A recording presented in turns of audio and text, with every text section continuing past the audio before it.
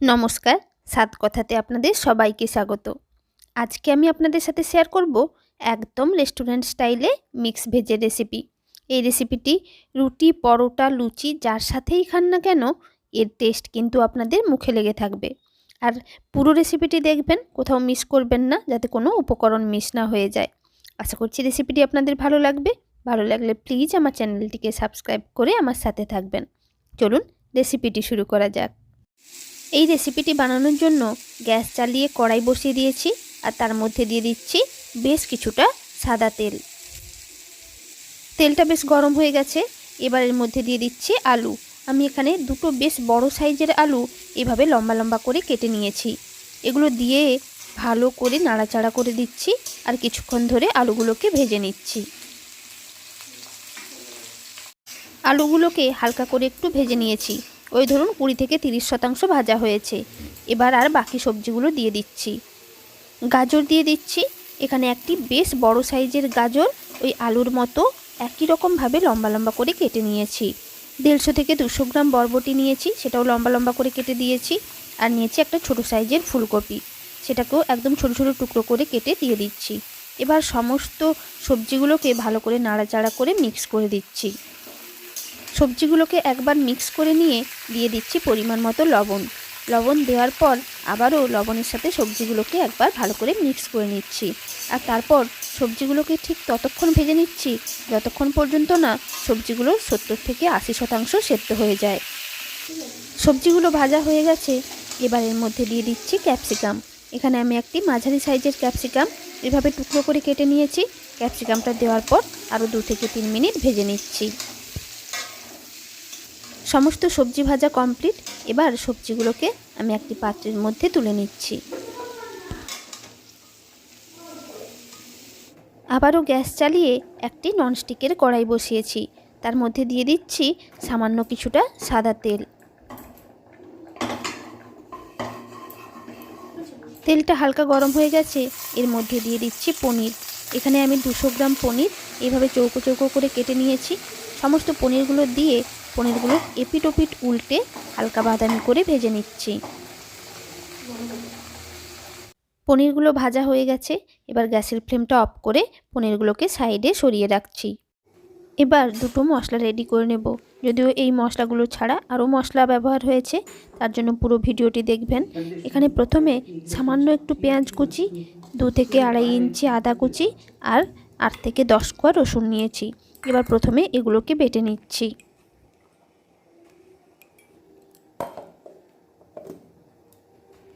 এই মশলাটা বাটা হয়ে গেছে। আর এখানে আমি 25 গ্রাম চারমগজ আর 8 পিস কাজু বাদাম প্রায় 15 মিনিট আগে জলে ভিজিয়ে রেখেছিলাম। এবার এইগুলোকেও মিক্সির মধ্যে দিয়ে বেটে নিচ্ছি। দেখুন, কাজু বাদাম আর চারমগজেরও পেস্ট বানিয়ে নিয়েছি। এবার মশলাগুলোকে সাইডে সরিয়ে রাখছি। যে কড়াইতে সমস্ত সবজিগুলো ভেজেছিলাম সেই কড়াইটি আবার গ্যাসে বসিয়ে দিয়েছি আর তার মধ্যে দিয়ে দিচ্ছি বেশ কিছুটা সাদা তেল। তেলটাও বেশ গরম হয়ে গেছে। দিয়ে দিলাম 1 টিস্পুন গোটা জিরে।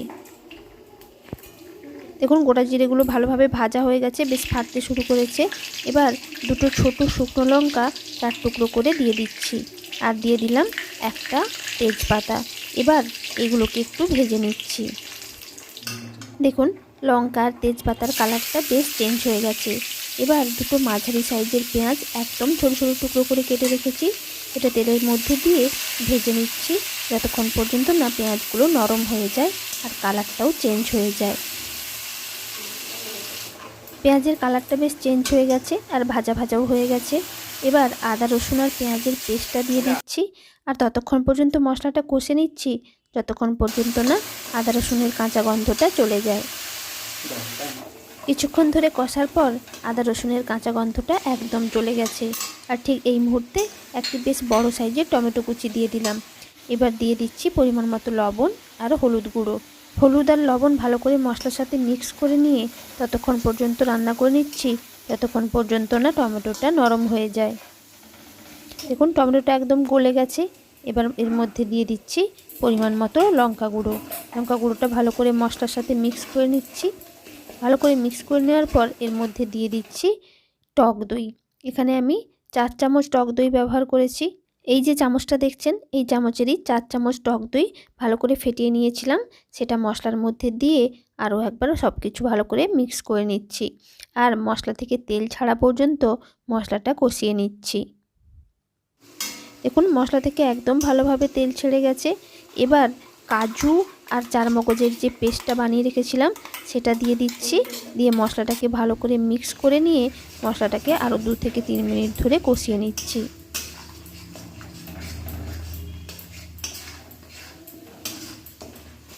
মশলা কষা হয়ে গেছে, দেখুন ধার থেকে তেল ছাড়তে শুরু করেছে। আর ঠিক এই সময় সমস্ত সবজিগুলো মশলার মধ্যে দিয়ে মশলার সাথে সবজিগুলোকে খুব ভালো করে মিক্স করে নিচ্ছি, যাতে প্রত্যেকটি সবজির গায়েই মশলা ভালো করে লেগে থাকে। সবজি আর মশলা খুব ভালোভাবে মিক্স হয়ে গেছে। এবার এর মধ্যে দিয়ে দিচ্ছি পরিমাণ মতো জল। জলটা ঠিক এমনভাবে দেব যাতে সবজি যে 20% অর্থাৎ 20% সেদ্ধ হতে বাকি, সেটা যেন ভালোভাবে সেদ্ধ হয়ে যায়। আশা করি আপনারা বুঝতে পেরেছেন ঠিক কতটা পরিমাণ জল দিয়েছি। গ্রেভিটা ফুটতে শুরু করেছে। এই সময় সমস্ত পনিরগুলো তরকারির মধ্যে অর্থাৎ গ্রেভির মধ্যে দিয়ে দিচ্ছি। এবার অল্প একটু নাড়াচাড়া করে এটা ঢাকা দিয়ে কিছুক্ষণ রান্না করে নিচ্ছি। প্রায় 10 মিনিট মতো রান্না করার পর ঢাকনাটা খুলে দিয়েছি। আর এক মুঠো কাসুরি মেথি ভালো করে হাতে এইভাবে দলে তরকারির মধ্যে দিয়ে দিচ্ছি, তাহলে গন্ধটা কিন্তু দারুণ আসবে। আর দেওয়ার পরই অল্প একটু নাড়াচাড়া করে ঢাকা দিয়ে আরও 4 থেকে 5 মিনিট রান্না করে নিচ্ছি। 4 থেকে 5 মিনিট ধরে রান্না করে নিয়েছি। গ্রেভিটা দেখুন একদম মাখো মাখো হয়ে গেছে আর আমাদের রান্নাটাও কমপ্লিট হয়ে গেছে। গ্যাসটা অফ করব, ঠিক তার আগেই দিয়ে দিতে হবে ফ্রেশ ক্রিম। যদিও আমি এখানে ফ্রেশ ক্রিমের পরিবর্তে 2 দিন ধরে দুধের সর জমা রেখেছিলাম, সেই সরটা ভালো করে ফেটিয়ে নিয়ে এর মধ্যে দিয়ে দিচ্ছি। মিক্স ভেজের মধ্যে লাস্টের দিকে এরকম ফ্রেশ ক্রিম অ্যাড করলে এর টেস্ট কিন্তু অসাধারণ হয়। আপনারা নিশ্চয়ই এটা দেবেন, এটা কিন্তু স্কিপ করবেন না। আমাদের রান্নাটা যেহেতু কমপ্লিট, আমি গ্যাসের ফ্লেমটা এবার অফ করে দিচ্ছি। রেস্টুরেন্ট স্টাইলে মিক্স ভেজ একদম রেডি। রুটি পরোটা সব কিছুর সাথেই এটা খেতে ভালো লাগে। একবার বাড়িতে নিশ্চয়ই ট্রাই করবেন। আর এরকম নিত্য নতুন রেসিপি পেতে আমার চ্যানেল সাত কথাকে সাবস্ক্রাইব করে নেবেন।